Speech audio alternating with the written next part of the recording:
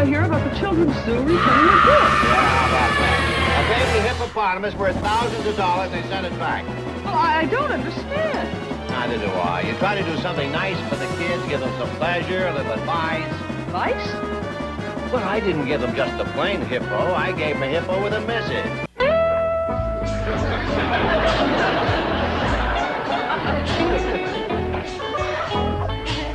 Sheep, how could you? Now, what's wrong with that? Kids don't read enough these days. Listen, turn a baby hippopotamus into a signboard. Oh, it's only water made it washes right off. That way, I can change the message every few days.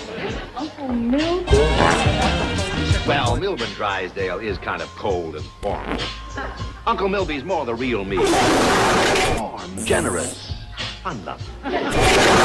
Morning in a pig or save them in a cup, but bring them to the Commerce Bank or I will eat you up. Kids love rhyme. Oh, but gee, that's terrible. Well, maybe I can think of something better. No, I mean, the whole idea is thoroughly reprehensible. What are you talking about? I'm entitled to get something for my money. What money? You got this animal by foreclosing on a stranded circus. Well, what's the difference? A kid would have loved him. 1 week, we could have painted nursery rhymes on him, like, Pussycat, pussycat, where have you went? To the Commerce Bank for 5%. Your telephone's ringing. Oh, keep thinking of some others. Maybe the zoo director will change his mind. Don't you worry, little hippo. I'll wash this right off. Now, Jethro, I don't want any more arguments. I want a chicken pen, and I want it right up against Miss Drysdale's head. Well, Miss Drysdale ain't gonna like it. What she don't like, she can love. If I put the pen up against the head, some of the chickens will slip through and go to scratching up Miss Drysdale's flowers. You think so? Is you trying to provoke a scrap with Miss Drysdale? Why, Jethro, she's my next-door neighbor. My dear friend. I just hope you mean what... Hey, Granny? Hey, there's a real funny-looking critter next door. Oh, out in the yard, is she? Can't see too good, but it's big and fat, ugly, and got a mouth like a gator. That's my dear friend, all right. Here, Granny, you look.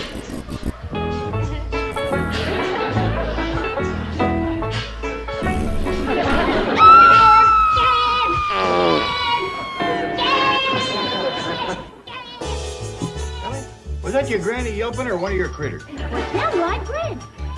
Annie Mae! Ann, who is it complains when I try to raise chickens in the back? Miss Drysdale. And who is it squawks when I try to raise a cow? Miss Drysdale. And who is it screams to a high heaven when I try to run a goat or a sheep? What are you getting at? I'm getting at this. That spiteful woman has turned her backyard into a hog lot. A hog lot? Miss Drysdale wouldn't touch a hog with a 10-foot pole. She's got one now that she better not try to just let out a 10-foot pole. What's your name? We raised us some big pork back home in the hills. But this hog makes a razorback look like a ground squirrel. Come on. Come on. Is that a hog? Is that a hog? That's a hog. When you yell suey at that rascal, you better not stand twixt him and a trunk. No, sir. I don't think that's a big hog at all. Shh. Don't mean mouthy, Mary. If you get that hog riled, I mean something else. Just better. I wonder where Miss Drysdale got to hold him. Run around the back door and ask her. Granny, I think this could have come from Africa. That must be someplace in Virginia. Virginia? Yeah, they raise awful big hogs there. Feed them on peanuts. Well, there's a goober grabber if I ever seen one. Real whopper. Well, I still say this ain't no big hog. What are you talking about, child? Why, that rascal is good for 300 yards of chitlins alone. And would you look at them jowls? Take a tub of turnip greens just to season them. You gonna butcher him, Uncle Jed? Well, he ain't ours to butcher, Jethro. Oh, how I wish he was. Well, I'm telling you, that critter ain't no butchering hog. And I'm telling you, you're deaf. That animal is standing on a pair of 200-pound hams. And that bacon would fill a smokehouse. Look at the size of them pig knuckles. Listen, Ellie, you run ask Miss Drysdale where she got them. Like I told you. Now, while you're at it, ask her, could we buy him off her? But, Pa, If they do as you're told, time is a-wasting. Kid, if you buy that rascal, we's gonna be eating high on the hog, sure enough. High, low, and in between. First thing I'm gonna do is send one of them hams to Lee Summit, Missouri. That Willie Marr thinks she can cure a big ham. Granny, can't you just send her a picture? Why, you'd be giving away 1,000 ham sandwiches. Oh, Jethro, Missouri is the show me. They gotta see it to believe it. They could see this and still not believe it. Granny, the maid says Miss Drysdale's back in Boston. Do tell. What about the mister? Well, he's down to the bank. Ain't nobody home but the maid, and she don't know nothing about this critter. Well, nobody's home, huh? Jethro, instead of a chicken pen, you make me a hog pen. Ellie Mae, you... Hog pen. Granny, you ain't fixing to bring this critter home. Well, somebody's got to look after him, Jed. He's wasting away to skin and bones. You leave him right there till I talk to Mr. Drysdale. Well, suppose he don't want to sell them. And that's our tough luck. Come on, everybody. Giddy up, come on. Granny, I said leave that hog here. Jed, I'm doing everything I can to keep him here. I'm even sitting on him.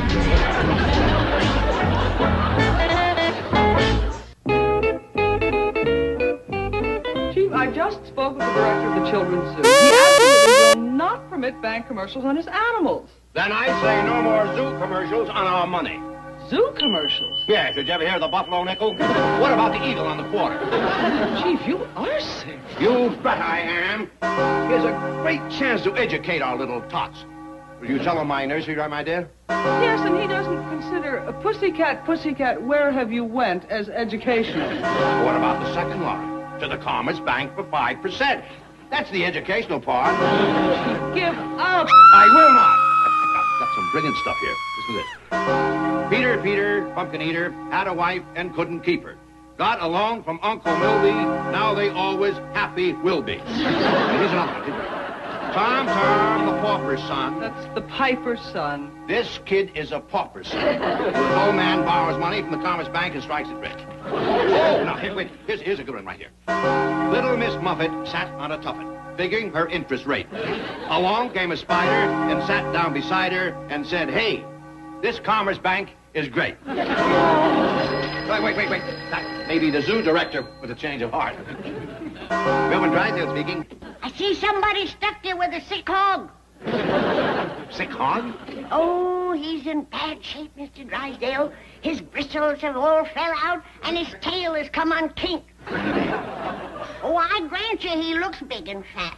But that's 'cause he's a windsucker. Oh, blow. Take my word for it, Mr. Drysdale. That hog is dying of the epizootic. Oh, Granny, you must mean the hippopotamus. I mean the epizootic. Tell you what I'll do. I'll buy him from you, just for the hide and the tallow. Mr. Drysdale, I hope you'll forgive Granny for trying to shut you out of your hog. We'll call you back. Bye. Come out of there, don't go on you.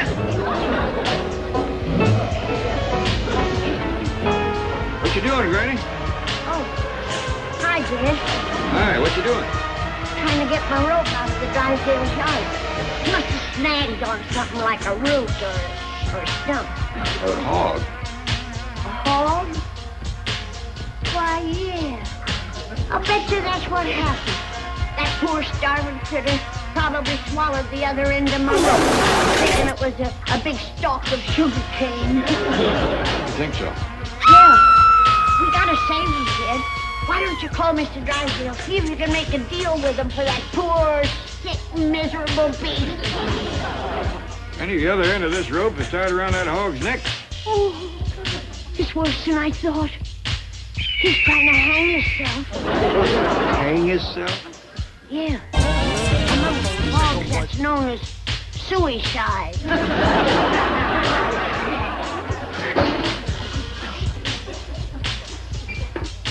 What you been whitewashing? The chicken house. We ain't got no chicken house. Oh, I guess I wasted my time. No, please, Dad, don't call Mr. Drysdale. I'm gonna untie that hog. No, Dad, don't go. I'll do it. Please, Dad, don't go. Wait, Dad. Don't touch that hog. You get the epizootic. Sure as shooting. That hog ain't got the epizootic, and you know it. There's nothing that's about to kill him. Yeah, you? Well, whatever gave you that crazy notion? Well, let's say it's the way you got him whiteboard.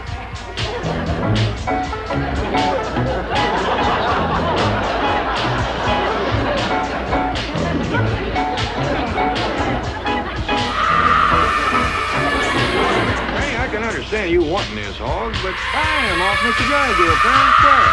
All right, Dad, I will. After all, it's only money. You can't take it with you. That's the spirit. Now, what do you figure is a fair offer? Well, he's our next door neighbor and our very dear friend. How about $1.25?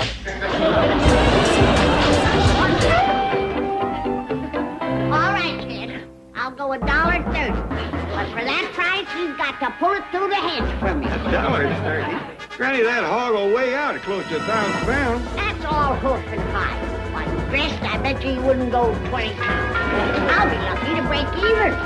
Hey, Granny, give me my commission. Went around the neighborhood like you told me to, and took orders on $200 worth of hog meat. Hush. Folks is on the phone. Pretty good price for 20 pounds, eh? You wouldn't begrudge a poor old widow a little profit, would you?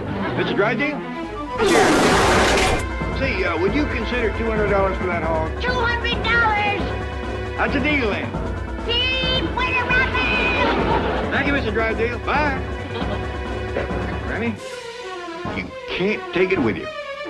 Who's going anywhere? I'll have to put a lot of sawdust in my sausage to come out on that meat. Granny, I told everybody... You shut your big $100 mouth. But Granny, I told everybody you were going to come up with top-grade hickory smoked meat. And you're right. I'm gonna cut me a piece of hickory and I'm gonna smoke your meat. Come on, Harold. Wait's getting you away from here. Let's go. Hey, Ellie, where you going with Granny's hog? I'm taking him to the zoo because he ain't no hog. Well, he better be a hog. I done sold $200 worth of that rascal. I ain't even up to his spare rib. Well, this critter's what you call a hippopotamus. Can you get $200 worth of bacon, pork chops, or country sausage from a hippopotamus? Nah. Then this is a hog. No, it ain't. It's a hippopotamus. Don't say that, Ellie. You're going to cost me a fortune. Look, I'll show you what my commission comes to on what I've sold up till now. Look at here. $200 worth of orders. That's 2 naught naught dot naught naught. I get 5%. That's dot naught 5, and I put that under the naught naught and times it. Let's see, 5 naughts is naught, 5 naughts is naught, 5 naughts is naught, 5 naughts is naught, 5 naughts is naught, 5 twos is 1, and a naught. Now I just add that all up. And the naught. Oh, I made me $1,000 commission. Oh, $200 worth of orders? It looks like in the meat business, the money's in the selling. Hog, I'm gonna get rich just selling your sausage. There ain't gonna be no sausages because this here's a hippopotamus. It might be a hippopotamus now, but it's coming out of that sausage grinder a hog. No, it ain't. Yes, it is. Hey, down here. That hog ain't to be played with. Now you take him around back to the trough. But, Granny, this here's what you call a hippopotamus. That's a river horse. He ain't no horse. Now do as I told you.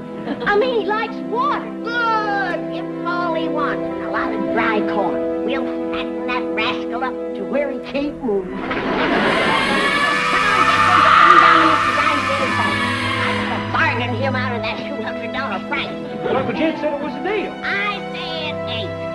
That city banker and me is gonna do some hog passing out the Hey, Granny, Ellie will take our hog to the zoo. Ellie's gonna take him back to the trough like I told him. But, Granny, listen. Now you listen, child. That hog's hind leg is gonna send me to my grave a famous woman.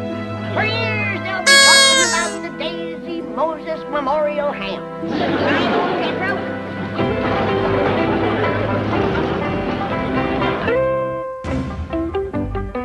Chief, the The owner of the circus just called. Oh, good.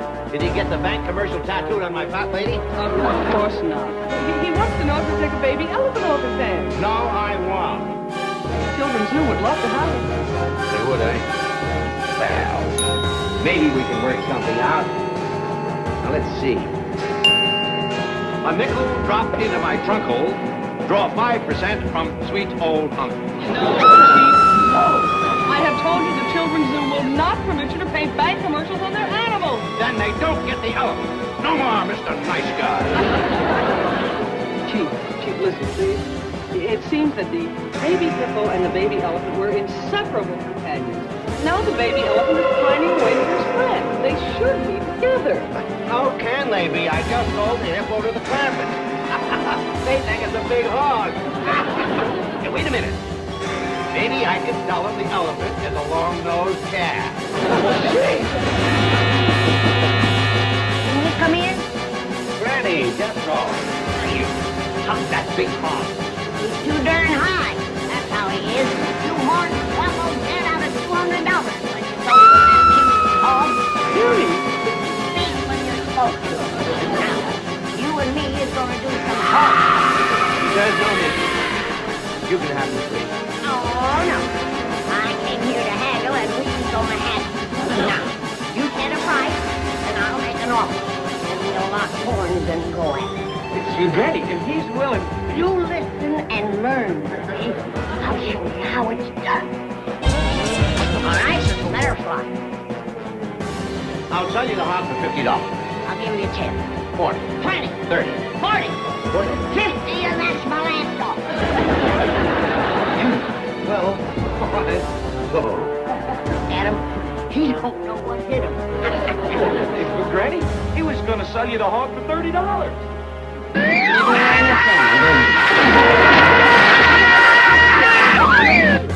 Might have to carry me for part of it.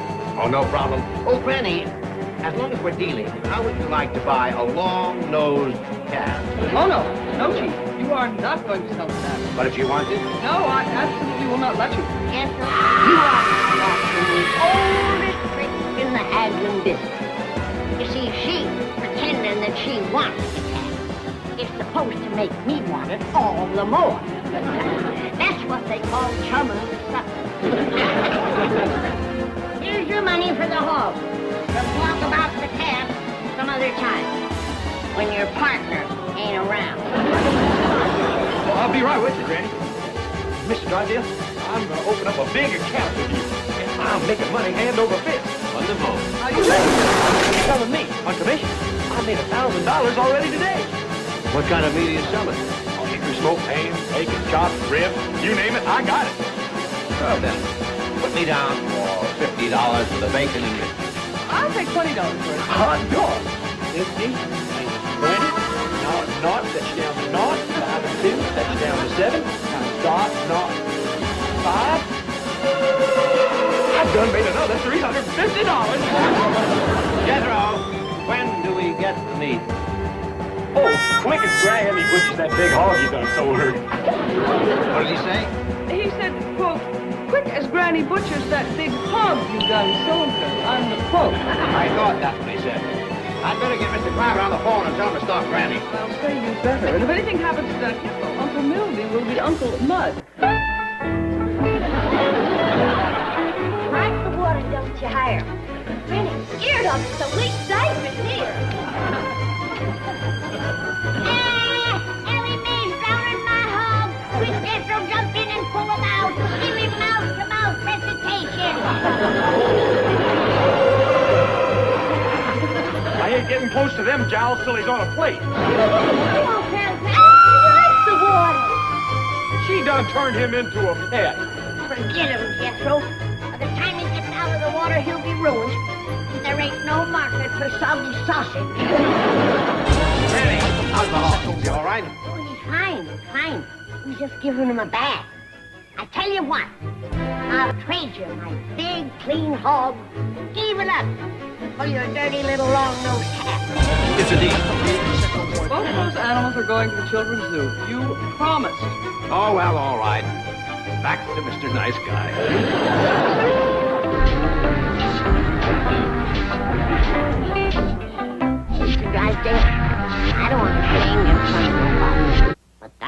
no long-nosed cat. But that zoo sure is getting a surprisingly on. Chief, I just spoke to the director of the Children's Zoo, and the truck is on its way. Fine.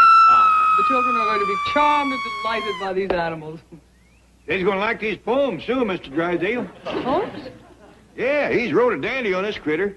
You can give my trunk a yank if you bring your folks to the Commerce Bank.